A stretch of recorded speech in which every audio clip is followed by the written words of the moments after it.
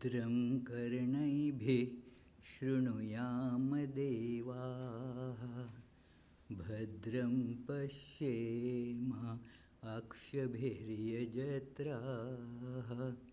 स्थिरैरङ्गैः स्तुष्टुवागंसस्तनूभिः व्यशेम देवहितं यदायुः स्वस्ति न इन्द्रो वृद्धश्रवा स्वस्ति न पूषा विश्ववेदाः स्वस्ति नस्तार्क्ष्यो अरिष्टनेमि स्वस्ति नो बृहस्पतिर्दधातु ॐ शान्ति शान्ति शान्तिः.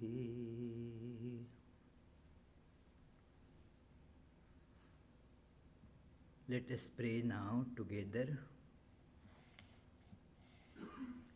We offer our salutations to the all-loving being who endows all beings with consciousness. We meditate on the Lord, who is the origin of the universe. Lord, thou abidest in all, thou art all, thou assumest all forms, thou art the origin and goal of all. Thou art the self of all, thou art existence, knowledge and bliss. Salutations unto thee. May the world be peaceful, may the wicked become gentle, may all creatures think of mutual welfare, may their minds be occupied with what is spiritual and abiding. May our hearts be immersed in selfless love for the Lord. Peace, peace, peace be unto all.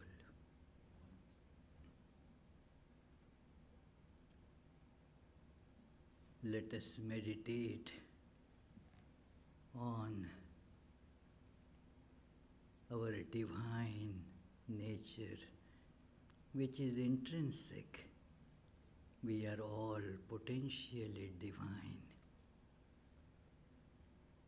So let us feel that divinity in our heart as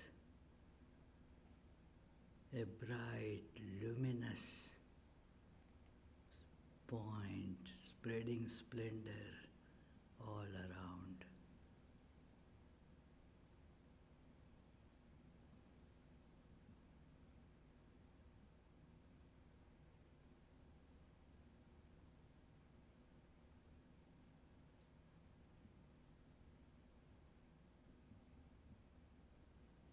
This true divine nature of ours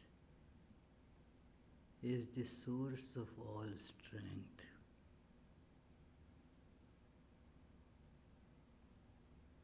All power.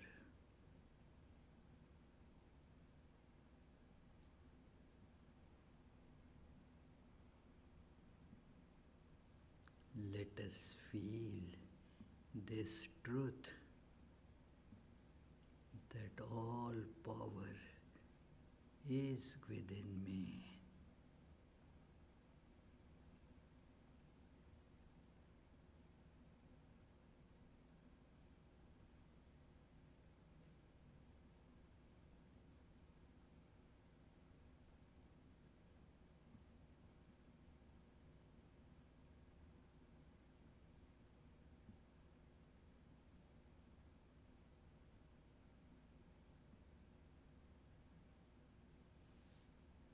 I can realize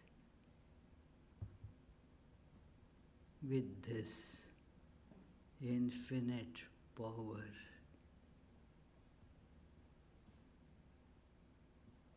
the highest goal in life.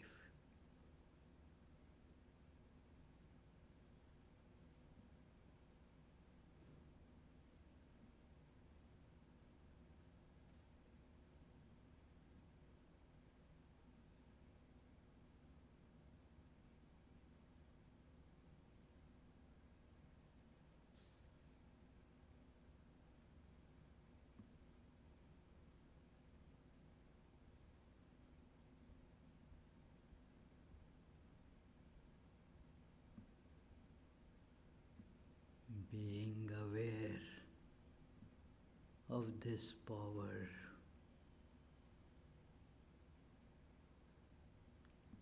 and in control of this power,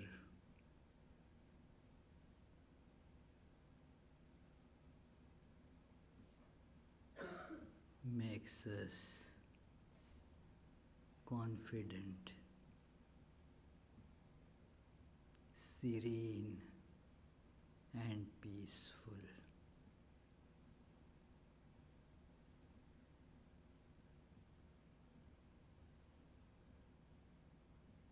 Om. Peace, peace, peace.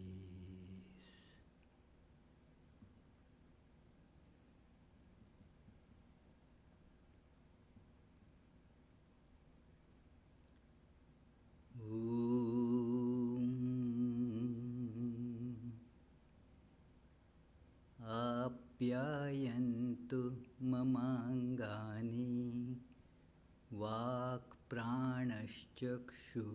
श्रोत्रमथो बलमेन्द्रियाणि च सर्वाणि सर्वं ब्रह्मोपनिषदं माहं ब्रह्म निराकुर्याम् मा ब्रह्म निराकरोत् अनिराकरणमस्तु अनिराकरणं मेस्तु तदात्मनि निरतेय उपनिषत्सु धर्मास्ते मयि सन्तु ते मयि सन्तु ॐ शान्ति शान्ति शान्तिः Om. May all my limbs attain strength. May the body, the mind, all the sensory and motor organs become strong and efficient. All is verily the one without second, ever blissful,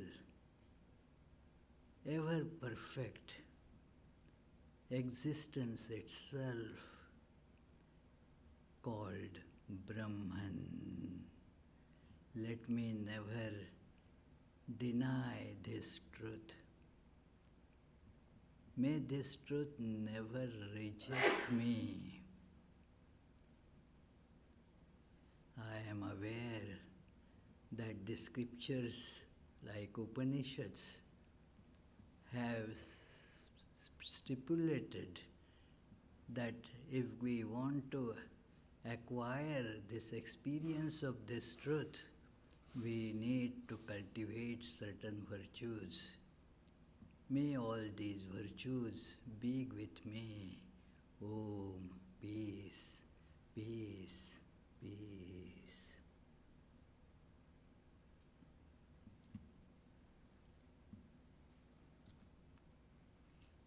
Dear friends, 5 years ago almost, that is on February 19th, 2017, I had given a talk on the subject of celibacy, and the title was Importance of Celibacy, and the subtitle was in self-realization. If we want to realize the self, why it is important to cultivate this celibacy.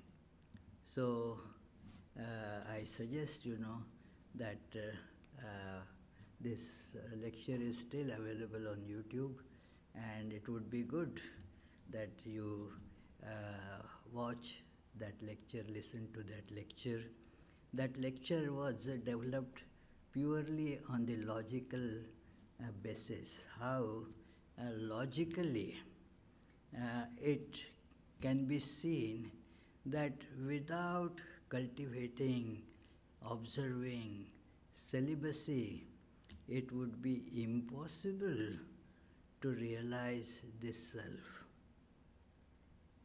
It was a logical development, and today I am taking more a psychological development. It is, of course, as you know, logic and psychologic, they don't always go hand in hand. In fact, they seldom go. Usually, logic tells one thing, and our psychology, which actually pushes our behavior, it takes us in the other direction. So, I am going to say today, let us see how this psychology of this topic is, why celibacy is important for our psychological development, and how it is ingrained in our general total development as a human being. It is that suppose we want to live as human beings, we may not think of the goal, supreme goal, as a God realization or self-realization. Still, we have so many other human-like aspirations, like excelling in the field of music, excelling in the field of education, scientific development, industrial development, finance, politics, so many different fields that we think about. So, in achieving those goals also, this celibacy is an important part of it, because achieving anything requires power, goal. Only wishes will not be able to do it. And it is, suppose your car gas tank is all empty, then even if you want to drive the car, it won't go much further. It won't move at all. So, because of the lack of power, all our aspirations, they come to naught. It is only those who conserve the power, who channel the power that otherwise gets frittered away, they are able to achieve success in their life, in whatever field you think about. And it is Sri Ramakrishna used to give a very nice example in this respect, that it is, you have to imagine that there is, say, a paddy field. And paddy field, when the seedlings are coming up, then they require a lot of water to be there. So they the farmers put some kind of band all around, that the rainwater will get stored there. It is a bund put around so that the water does not go away. Now this bund, one farmer saw that it rained a lot, but there was no water in the field. And then he saw that the rats had made holes in that, and all the water just ran away through those holes. So in our personality also, we have a lot of power, actually, infinite power, that we were meditating upon. We are actually full of power. There is no dearth of power at all. And yet, why it is not available? Well, fellow, it is getting all frittered away through hundreds of desires. Moreover, these desires, they are conflicting with each other. Not that there is just one desire and then you are following it. There is one desire, along with that there is a conflicting desire. That it is, for example, we have desire to have peace, isn't it? We feel sometimes that let me be peaceful. And then there is the other desire that let me go to all the friends and have party. Now, are these two desires, are they not at loggerhead with each other? So now, therefore, we get into lot of conflicts, and those conflicts, they drain lot of energy. Whenever a desire arises, it starts consuming a part of that energy. And thousands of desires are just coming in the mind, making a riot there.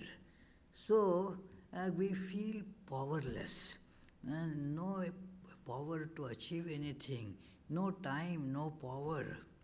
And so therefore we have to see that how to channel this power so that our potential can get the chance to manifest. So this has been described very beautifully by the imagery of what is called Kundalini.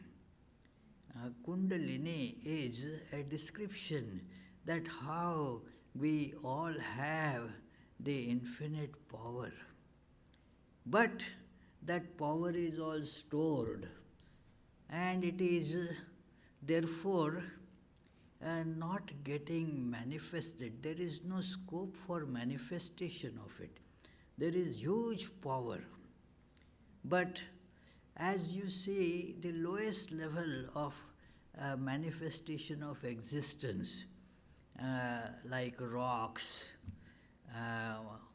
mountains, now they at that level which we call inert things, there is no manifestation of power in them.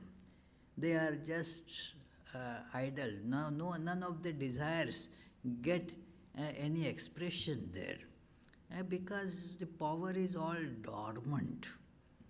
That is called the lowest of the chakras, Mooladhara. Mooladhara means the basic power that exists. So this basic power is there, but it is all latent. It is not manifesting. You never see a stone thinking, come on, let me go to some place, or let me do some artwork, or let me run for the election, or let me other things, do some scientific discovery. No, it is all just latent, just sitting there. On its own, it won't do anything. You break it, you push it, it doesn't do anything on its own. So this is the level of the lowest manifestation of this power. Now, in what is called living organisms, this power gets a little manifestation. A little manifestation. That is, they desire to eat and grow and progeny, that propagate, and the sexual desire manifests there, that it is okay, let me combine and multiply.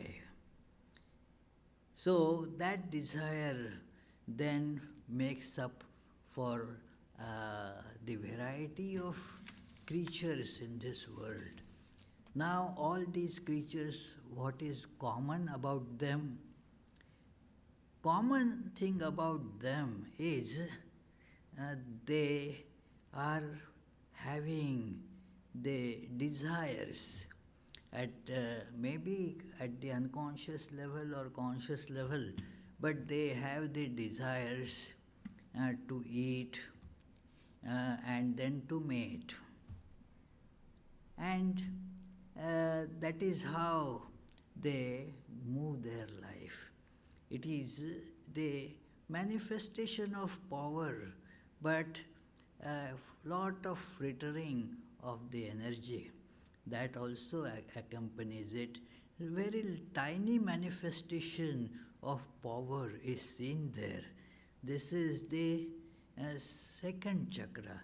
The first chakra, Muladhara, is just for a figurative description, to put a figure, because a picture is sometimes or many times, 100 times more powerful than so many words. So there is the picture, and at the level of anus, there is a spinal column, and then from the head, the top of the head, up to the down, to the anus level it comes. So there, at the anus level, it is shown that the Muladhara, just idle, nothing.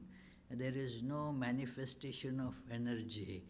You can compare that state in human life when the person is just sleeping. Then the powers are not manifest. Somebody can be a big engineer, but when a sleeping engineer, and no use, it is not doing anything at that time. It is a sleeping log, and lying log, and a sleeping engineer, not much of a difference, only the log doesn't trouble others by snoring, that's all. So it is, there is not much manifestation of power there. So this is the Muladhar, and then next chakra, that manifestation is shown at what is called Swadhisthana.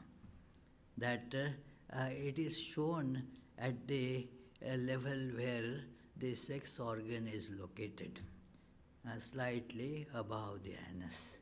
So there it is shown this power, where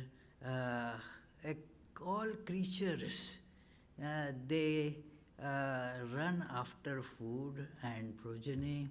It is they therefore we call, in English language, that word is their creature comforts.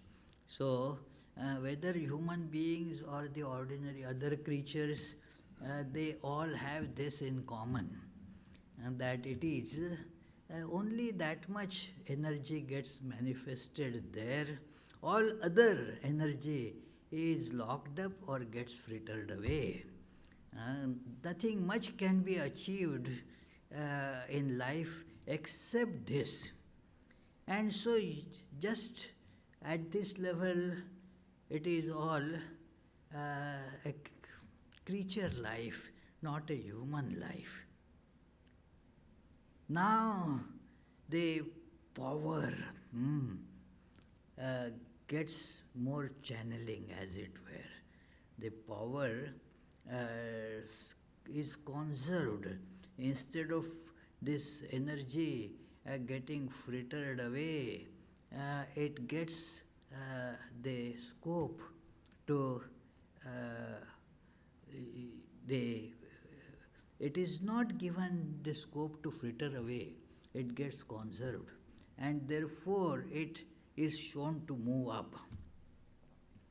It is moving up gradually. So human beings therefore exercise more control than the animals.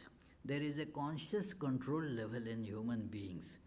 The animals, the life is very instinctive. Therefore animals do not commit any sin. The animals do not do anything wrong, because it is all instinctively. They do not think and do anything. They don't plan and do anything. It is all done according to the natural instincts, and thus that is their life. So, therefore, they live as it is. You can see that there are so many creatures that preceded human beings. All different, they still are surviving. Like it is said that cockroaches and mice and mosquitoes, they existed millions of years before human beings, and they are still there, but uh, they are living just like that. No development except the immunity that they have acquired against human attacks for survival. Uh, that is how human beings have tried to eradicate mice and rat. Forget it, no success. Uh, Mosquitoes, even worse situation. It is nothing, we have been seeing those fruit flies here every year, and what to do? We are wits end, and they are becoming, their lifespan seems to be increasing, their size is also increasing. So, that much they have achieved, no doubt. But uh, apart from that, there is no schooling for them. They do not build big edifices. They do not, like we have this all lecture going on virtually, they do not have such internet availability. Imagine human being, how much development it has done from in last say a few thousand years, and that rate is also increasing. It is said that what human beings have achieved in last 50 years is almost same as what they achieved in last 5,000 years. So because of the rate with which the improvement is happening is very high now. So this comes, a manifestation of this is at the level called navel. It is called Manipur chakra. It is shown at the level of this navel for just understanding that it is a movement higher. It is called Manipur. And there, when a person's energies, which are stopped from getting frittered away in sexual enjoyments or other desires, trying to fulfill other creature desires, when that is controlled, now there is the scope for something higher, something better. There is the culture, art, civilization. All this is possible because of this energy channeling. All the power otherwise that would have been wasted in just mere creature existence is now controlled and channeled further. This is all actually a level of celibacy that is getting practiced. It is, celibacy has various levels. To the level that you activate it, you get the benefit at that level. So, people, they control their creature habits and divert their attention to something higher. So, thus they are able to, concentrate on science. It requires concentration. The concentration brings power. You have experienced that when you concentrate, you see the power manifesting. In the noon sunshine, when you concentrate the rays of sun using a lens and let those rays concentrate on a paper, you see that the paper catches fire.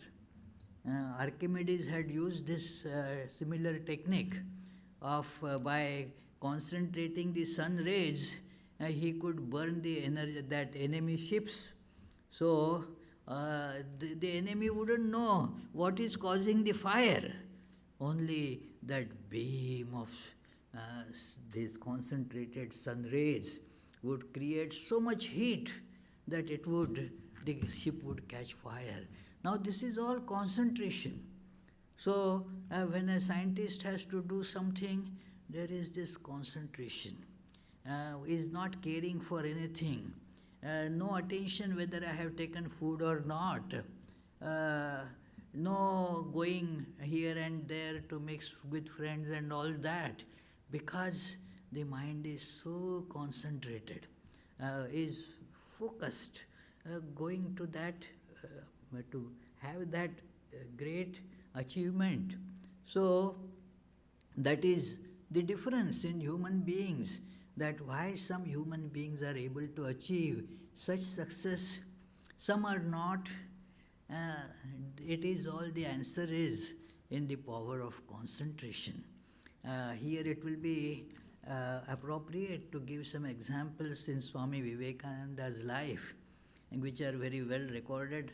One can give very many past examples, but Swami Vivekananda, when he was in upstate New York, there some incidents happened that he was there watching some kids using with air gun. They were trying to shoot, and all the eggshells that they had put there floating in a stream. And Vivekananda was watching and a bit amused, seeing that the children were not able to shoot. Almost there, but not there. It's like that. And children were having this as a game, so a little bit fun and so forth. But when they saw Swami, they didn't like this. Swami is looking at them and smiling. And one of them told, Swami, it's not simple. And then Swami took the gun from one of them and then shot 12 of these floating eggshells. Power of concentration. It was his. So when they said, oh, you must have practiced it for a long time. No, this is the first time I am holding the gun, he said. So, but power of concentration. He could read just hundreds of pages and understand everything. Just in a day or so, he would read hundreds of pages and complete a big book. So it is in Germany, an incident happened when he was at Kiel, the guest of a very well-known Vedanta scholar, Paul Deussen, German Vedanta. His books are very famous on Vedanta. So, and then he was sitting there. This philosopher went in just a little bit, and he saw that Vivekananda is just turning the pages of a poetry book there. And he thought that he is not reading anything, just turning the pages as a pastime. Vivekananda understood that what this professor is thinking, and he said that, okay, and he recited some of that poem and explained it. So he was taken aback. So many such examples are there, and Vivekananda explains it. You can read about it in the dialogue between Swami and his disciple Sharat Chandra Chakravarti. He says that this is just power of concentration developed through celibacy. When you stop this power getting frittered away, then you develop this concentration. One has to put a stop to it, so that the power gets concentrated. and gets channeled to what we want to do. All these engines, steam engines or whatever, this is an engineering thing to not to let the power fritter away so that it can be used. What do we do in locomotion? The trains. Uh, if the power is not focused there, earlier they used to have the steam engines.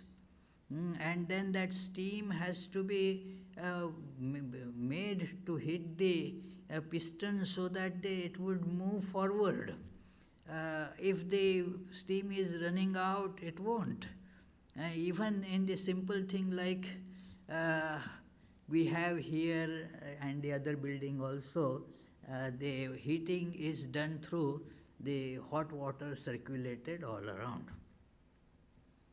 Now, once we were not getting that proper heat, and what happened? There was a leak in the pipe, and all hot water was just draining there. It will not be then useful. So, it has to plug those holes. Very important thing. Power is there. There is no problem with generation. The problem is with proper channeling by stopping the holes. So, this is the idea in celibacy. This is where it is shown that one's awareness has reached the level of this Manipur level. Now, all the humanly possible worldly achievements, they can be done with that power. That is how we as human beings have conquered so many things. We don't have the wings like birds, but that didn't stop us from flying. It is we do that. We cannot run as fast as deer, but we have cars that run faster than deer. It is all that is due to this power of concentration. We concentrate and thus we move forward, we channel that power. If it is getting frittered away through this X energy, then nothing much can be achieved by us. It is therefore an important thing that, and what is this sexual energy? It is not just physical, friends. Physical is a very minor aspect of it, really. It is more psychological. The psychological is the aspect is that our mind is full of desires. All sorts of desires, and they kind of become condensed, concentrated in, and come together, as it were, in the form of the sex urge. That becomes where all that is going out. It is all the holes in our, the channeling pipe, they are combined, as it were, in this big hole. And then through that, all our energy gets frittered away and nothing is left for further use. And that is why it is said that the spiritual goal is impossible for us. And the sages agree that it is impossible, but it is possible if you channel this energy properly. The meaning of this word celibacy, superficially it is given, it is the control or even the elimination of one's sex life. Somebody who doesn't marry also gets called a celibate. But just not marrying, living a life of a single, doesn't mean celibacy from that angle. There is the levels at which the continence that has to get observed, that not getting involved into those not only activities but the mind of that kind, those desires are to be curbed. It is just physically curbing will not eliminate it. It is because the desires rise in mind and they will find some outlet or the other. Even if one tries to physically check it, it is you may become physically incapable of expressing them. Only the expression gets curbed, not the desire in itself. It will find another expression. That is why there is this assumption that in the young age one cannot control it, but when one becomes old, they will get controlled. No, friends, it is far from truth. In the old age, only the expression of the machine has become now incapable. And so, therefore, there is no expression there. But the desires are there. So, that is not really practicing celibacy. There has to be the curbs on the desires, the mental desires. That is why I said this is more of a psychology. That these desires, they arise. And how to stop them? One has to see this stopping is not possible. This mind will just burst, you see. It is, what is needed is channeling. I was giving you the example of the heating system. It was, the system is made at what is called the 50, 50 foot-pounds per second, per centimeter, per square centimeter. So that much pressure it can handle. More pressure it cannot handle. So if more pressure gets applied, once it came to almost that stage, because somebody had shut that valve that would be carrying the hot water everywhere. So the valve was closed. Here the furnace was burning. Now the heat was making the pressure more and more. Fortunately, somebody saw and then remedied it. Otherwise, it would have burst the furnace. So, stopping is not the way. The way is channeling. So, it is, one has to give a channel to it in the upward direction, so that that will bring out our latent energies, latent powers in such a way that our life will get gradually more and more illumined by that. This is how we saw that how it comes to the level where we now learn to live like human beings. But then not fully. Many people, many human beings just feel kind of satisfied at that level. Oh, well, I lived a nice life compared to all other that the people around me. Of course, we choose whom to compare with. We always try to show ourselves very good. So compare with those who haven't done anything noteworthy. Look, I became a councilman here. Nobody around here they have become, as if it is a big achievement.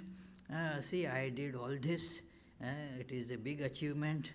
I am a big professor in some noted university, as if it is big something. Okay, but is that the fulfillment of human life?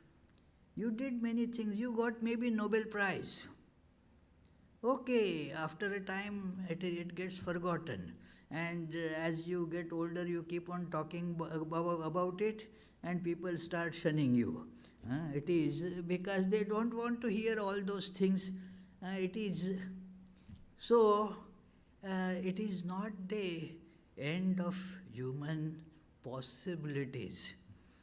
It is that there is a nice book by Swami Ranganathananje about Vedanta and science of human possibilities, science of human values, science of human possibilities. So, because this power can be further uh, channeled upwards to achieve more and more things, a very important juncture comes here, which is called the search for oneself. Who am I? What is my true nature? And how can I realize who am I? This question, who am I? Actually, the search in Vedanta begins from this. Who am I? Say, I have achieved this, I am so and so, and I am in, say, 8th grade or 9th grade. What grade are you in, Karthik? 8th. So I am in 8th grade. But am I just that? I am something more than that.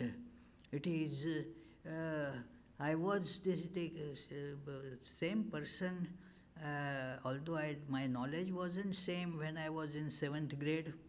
And I will be again 9th grade, but still I remains the same.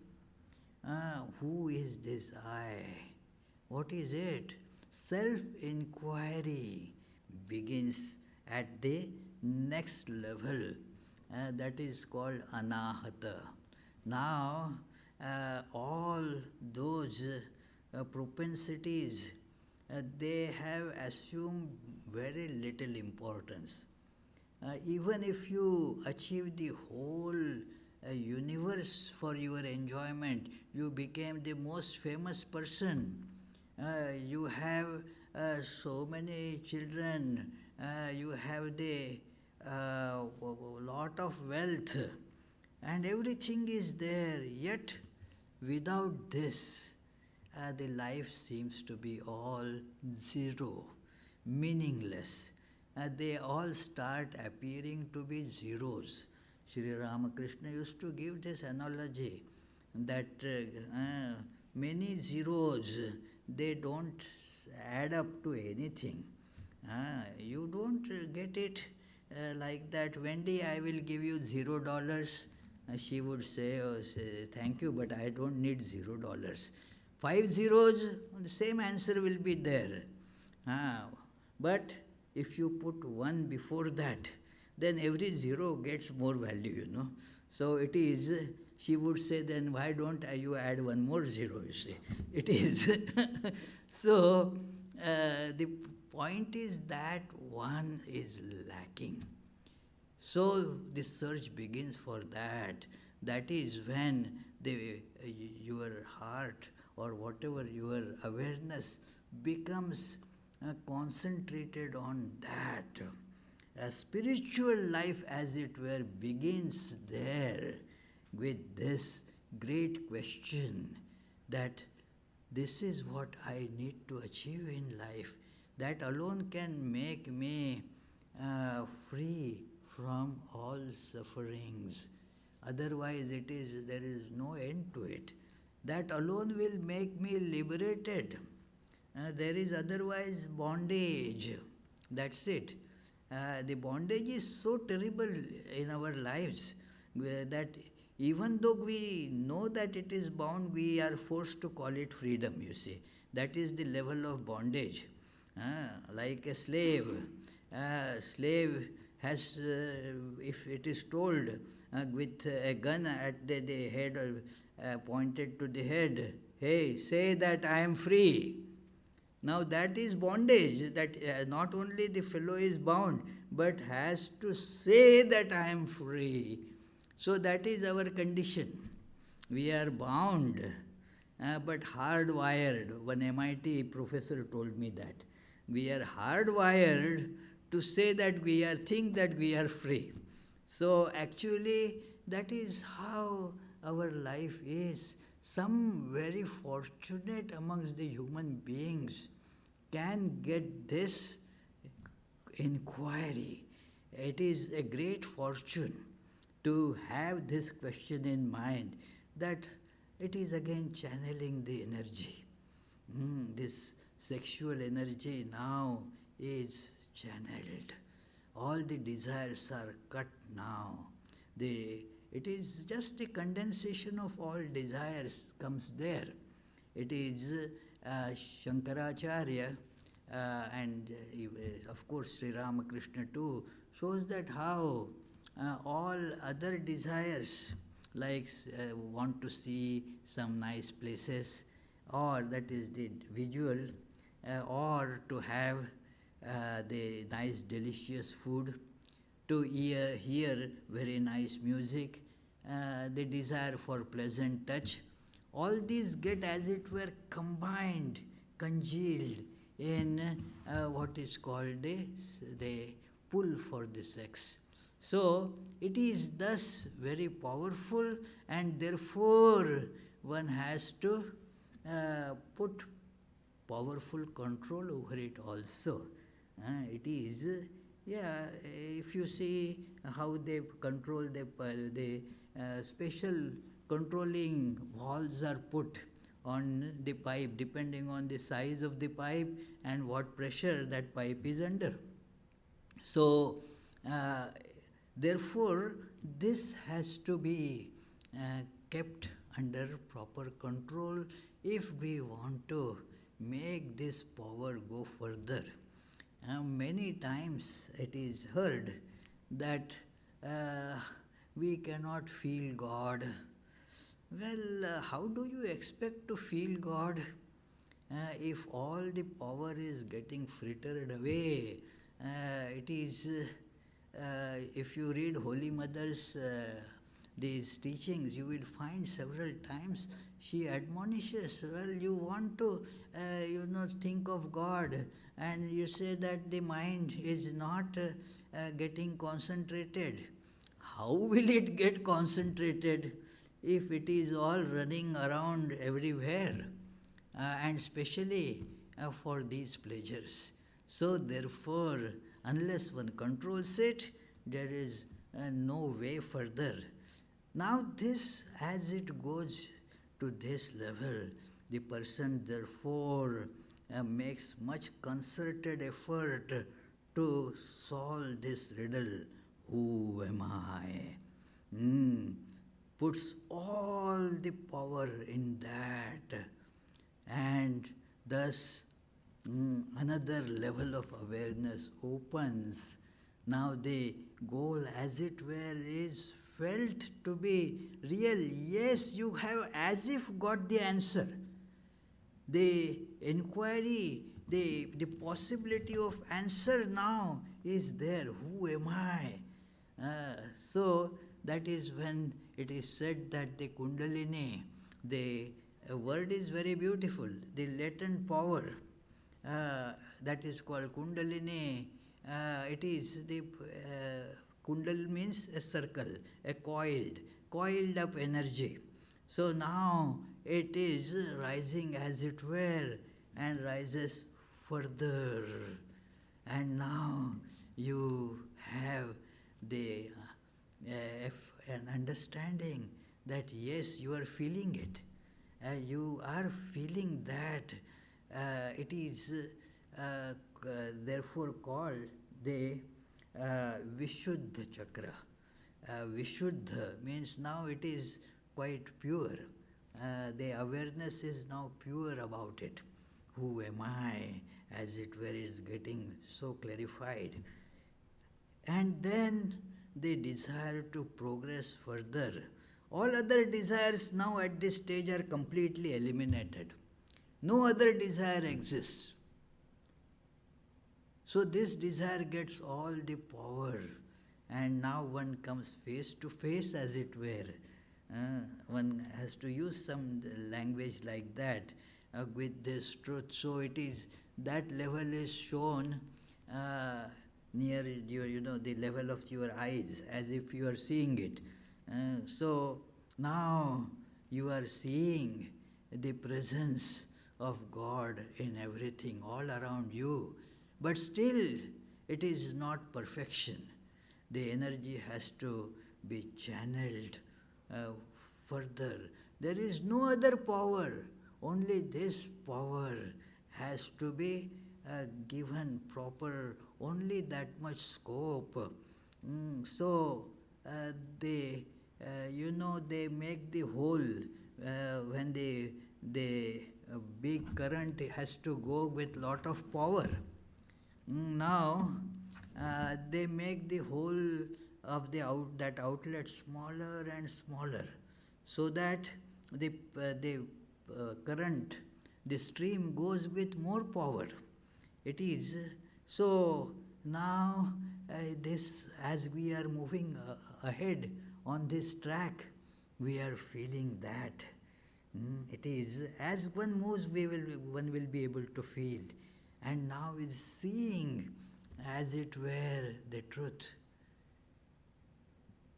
And then there is no description.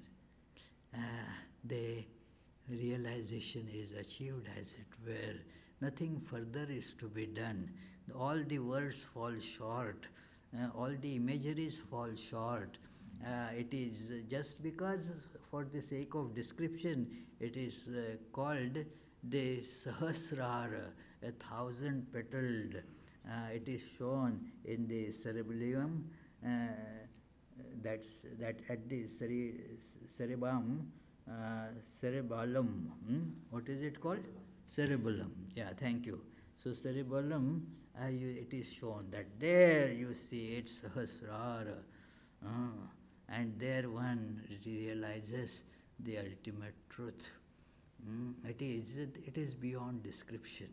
So this is how, by channeling our power, it is psychic energy. It is because the mind is running to all these objects, and so one has to use the techniques of mind.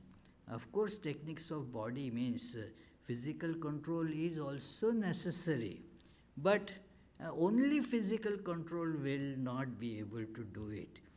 You have to therefore see that you go to holy places. That will automatically put your minds to some extent to holy thoughts.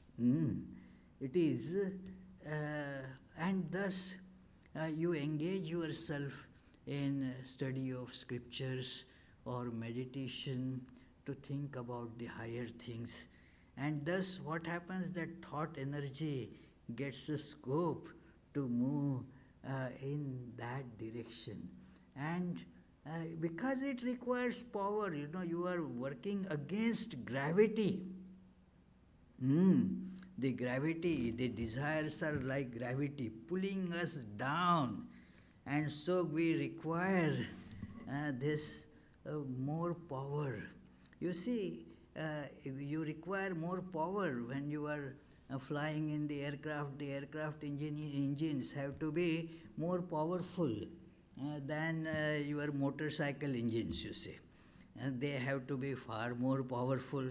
And if you have to go to the space beyond Earth, you have a really powerful engine that can create the acceleration of what is called escape velocity. Huge. How much is the escape velocity? Anybody knows? Well, what, Abhishek? You don't know?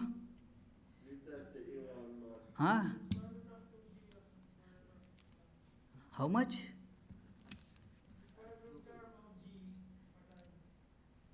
Well, it is quite huge, something that I had read. 7 miles per second. Yeah, 7 miles per second. That kind of boost has to be given. It is, then it can escape. So, to escape this gravitation of our sensual desires, one has to conserve and channel all the power there. And we have it. There is no doubt about it. Each soul is potentially divine. And we have all that. All that is necessary is to channel it properly. So that is how, if you don't want to think about in the Vedanta terms, you can use Maslow's, the hierarchy of achievements. Yeah, all that requires, the concentration and channeling of one's powers. So when we do that, that also takes us up to the actualization. The last stage there is very similar actualization of this self. Who am I, as it were? You get the answer to that self-actualization. So all this depends on this process of channeling the desires and the ultimate that desire that human beings or all creatures feel as a controlling power, as it were, the sex desire. And so that needs to be therefore put in the right track. If the energy goes through that, very little is left for the going upwards. And this is to be done by everybody and can be done by everybody. Whether somebody is a monastic, don't think that just by becoming externally a monastic one will be able to do it. And let us not even think that if we are leading a householder's life, it is impossible for us. Both these are big mistakes. One has to make a conscientious effort to do that. It is shown in at every, we can take baby steps. There are in the Upanishads, they give baby steps. That okay, Sri Ramakrishna gave it in a different way, but in our language, that's all. That if you have one or two children, that it is, then you can live like brother, sister. Do not have to engage in that. It is one has to curb to get the higher results in life. A very simple thing in a way, but if we do not determine, it appears to be very difficult. We have to determine that we want to do it and apply proper means to do that. It is, and thus our inner light will start shining more and more. Wendy, would you like to sing that song? This little light of mine. You can all join in singing. Jitendra, can you put that song on the out there? Come on, Wendy. Thank you. Reverend Wendy Van Orden is a very good singer, a very learned minister. So this was going to be an opening song, but she could not reach on time for that. So let us have it as a closing song. Yeah. Do you have that song with you? No, I'd like to share that prayer as well. Okay. Hey, you have to put a microphone here so that she will sing. Oh, I can sing loud. Oh, no. It is better that, because it is they are listening on the web also, So for that you have to.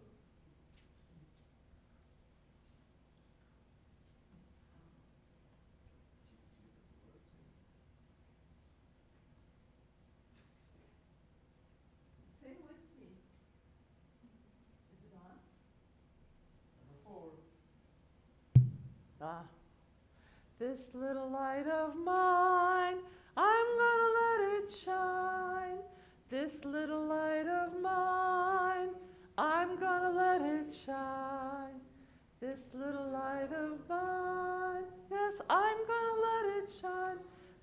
it shine, let it shine, let it shine. Hide it under a bushel. Hide it under a bushel, no, I'm gonna let it shine. Hide it under a bushel, no, I'm gonna let it shine. Hide it under a bushel, no, I'm gonna let it shine. Let it shine, let it shine, let it shine. What a blessing. And you want to sing another prayer, huh? Swami, we have a tradition in the United Methodist Church, a Christian church, of watch night for New Year's. And we pray together. And one of the prayers written by Reverend John Wesley, a British preacher, are these words, and they bring tears to my eyes. So let me share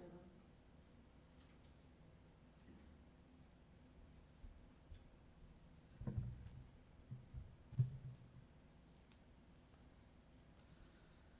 We pray, I am no longer my own, but thine. Put me to what thou wilt, and with whom thou wilt. Put me to doing, put me to suffering. Let me be employed for thee, or laid aside for thee, exalted for thee, or brought low for thee. Let me be full, let me be empty. Let me have everything, let me have nothing. I freely and heartily yield all to your pleasure and disposal. And now, blessed God, thou art mine and I am thine. So be it. And the covenant which we have made on earth, let it be ratified in heaven. Amen.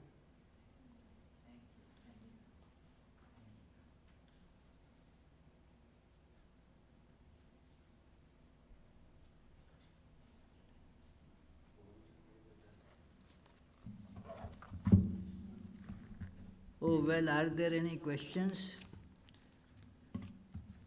Okay. Hey, Abhijit has a question. Abhishek has a question.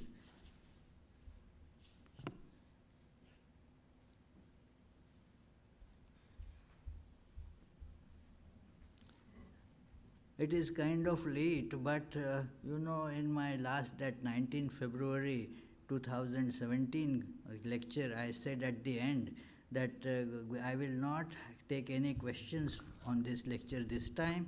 Next time when I give lecture on this topic, then there will be ample scope for questions. So at least I should give a little scope.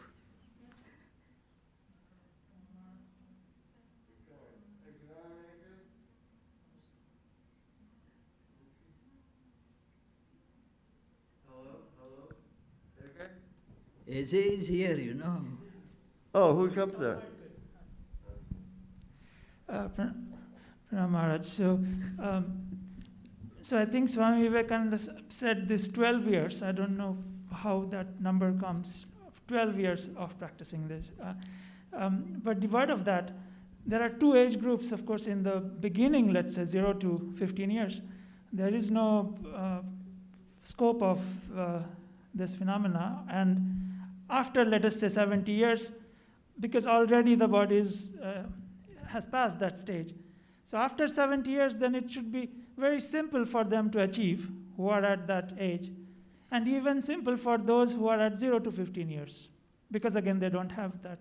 Well, the urge is still, this is this kind of understanding, or let me put a misunderstanding is there with many, that it is only when one comes to that 15-year stage or teenager stage, then it starts manifesting. A particular form of manifestation begins then, but not that the desires are absent earlier. It is even at the earlier stages, these desires are very much present. The form, the attractions, the level, they are different, that's all. But the desires are there. And what you mentioned, at that 15 years and onwards, that age is very important, not because of that earlier the desires were not there. Uh, Now you get an understanding enough to curb it. It is as a little child, the intellect is not developed that much. The understanding is less. So, and then as one moves towards a better understanding, better control, one starts learning to control that. And as you mentioned, when somebody becomes 70, not that it is absolutely difficult at that time, because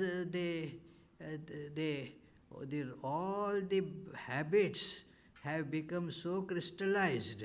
The body is not capable of doing anything, but that doesn't mean that the desires and the psychic energy gets properly channeled.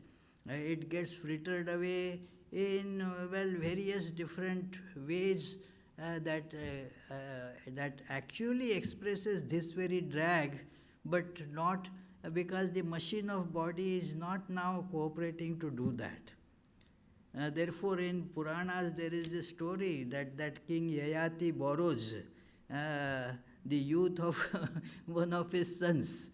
So, you will see that in even as the person grows old, in different ways these desires they are still expressing in whatever way they can. Any other question?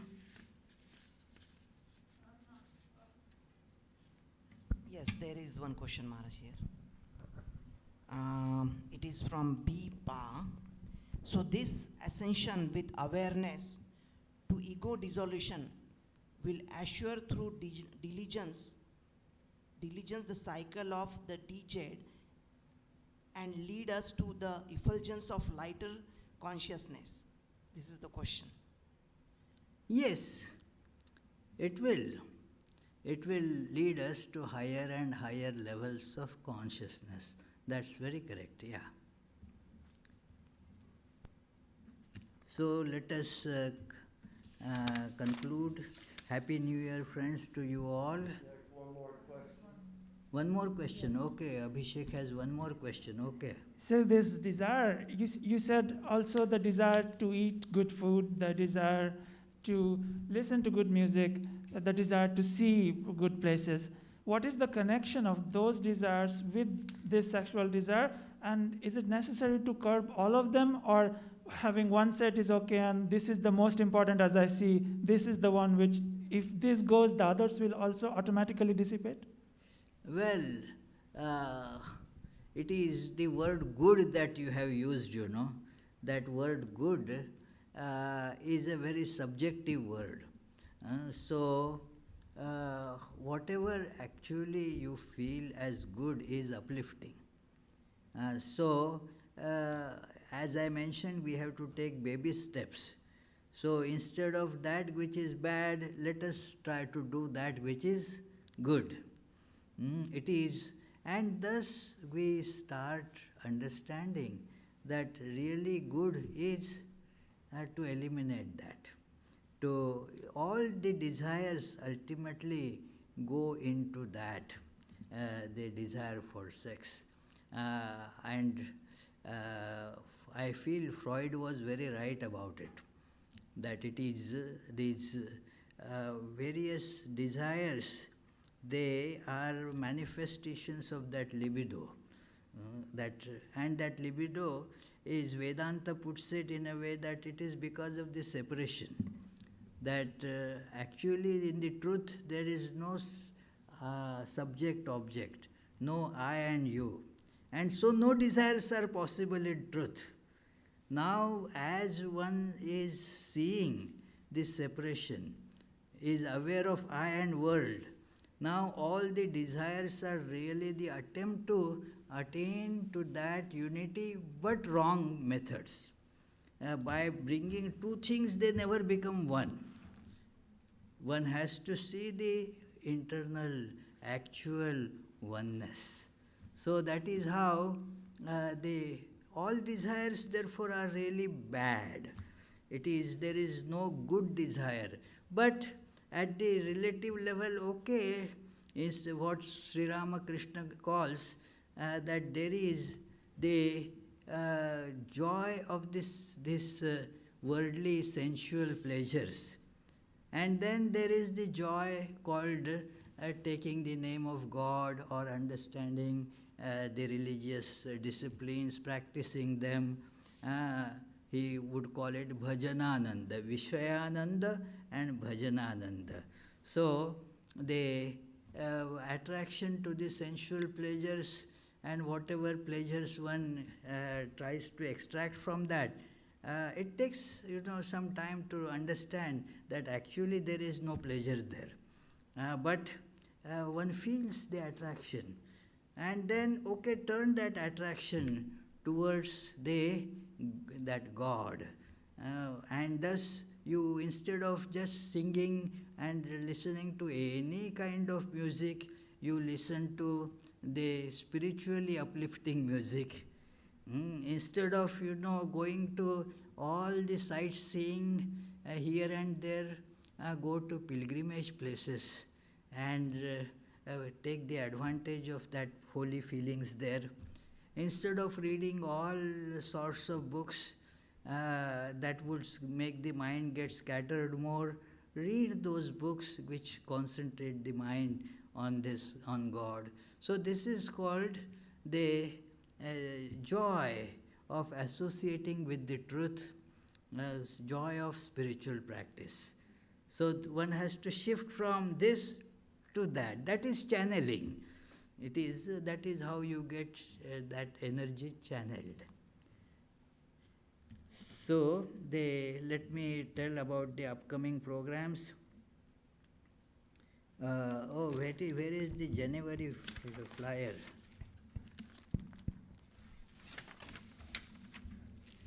Because I was going to announce the the December thing.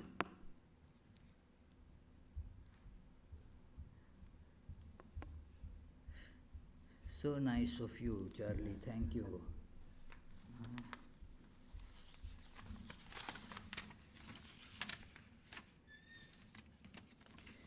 Next Sunday, that is January 2nd, January 9th. Today is January 2nd. I or you is the topic. Tuesday, Friday lectures at 7:30 p.m. will go on as usual. Tuesday's the topic is Sri Ramakrishna and his divine play. Friday it is the stories from Srimad Bhagavatam, daily meditations and all that. Prayers morning and evening will go on as usual. And I conclude here with the closing prayers.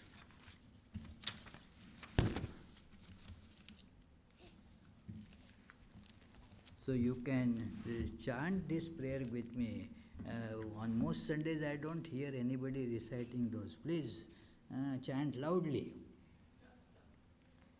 May the divine, who is Father in heaven of the Christians, Holy One of the Jewish faith, Allah of the Muslims, Buddha of the Buddhists, Tao of the Taoists, Great Spirit of the Native Americans, Ahur Mazda of the Zoroastrians, and Brahman of the Hindus, lead us from the unreal to the real, from darkness to light, from death to immortality.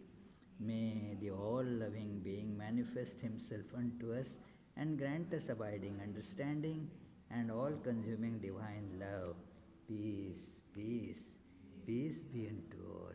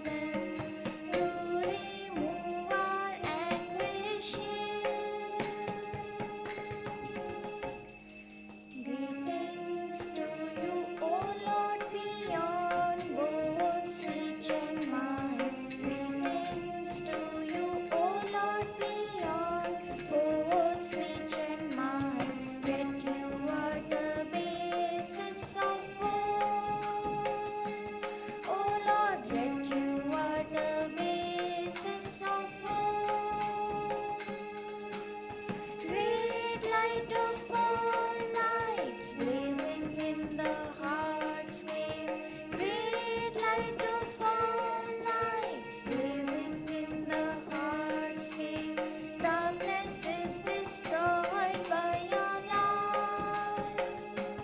Oh Lord, darkness is destroyed by your light. Greetings to you, O Lord, beyond both reach and mind. Greetings to you, O Lord, beyond both reach and mind. That you are the basis of good. O Lord, that you are the basis of good. Great light of all lights, blazing in the heart's cave. Great light of all lights, blazing in the heart's cave. Darkness is destroyed by your light. Oh Lord, darkness is destroyed by your light. De langa ranga bhanga, these are all the sounds of rhythm. De langa ranga bhanga, these are all the sounds of rhythm. Spiritual songs devotees are singing for your worship divine. Spiritual songs devotees are singing for your worship divine. Jaya Jaya for your worship divine. Hara Hara for your worship divine. Shiva Shiva for your worship divine. Breaker of all our worldly bondage and adored by all, we adore you too. Jai Shri Guru Maharaj Ji ki Jai.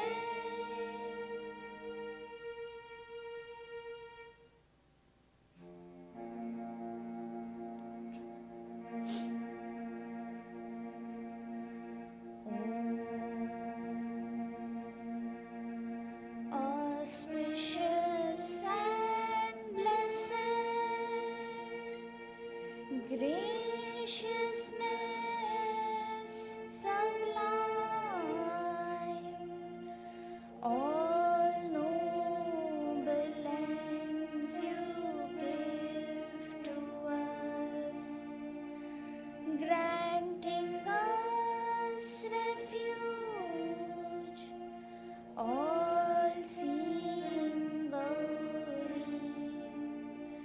O Mother Divine, our love to you. Creation, preservation, dissolution are your powers, eternal one.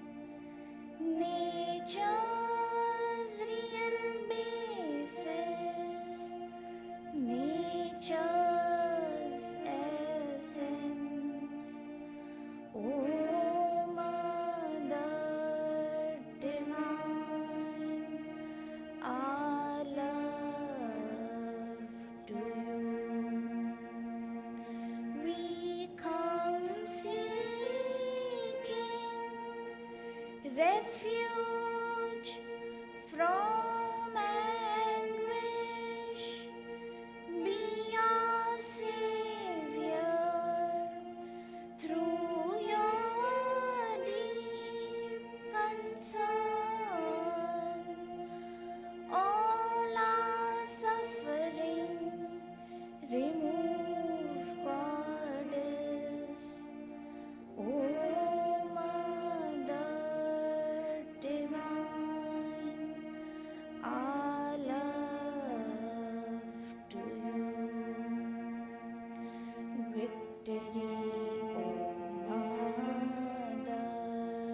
divine, our love to you, Blessed Mother divine, our love to you, Blessed Mother divine, our love to you,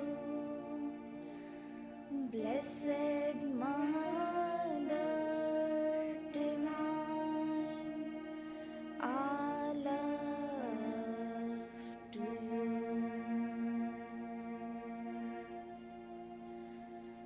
Jai Shri Rama Krishna Deva Ki Jai.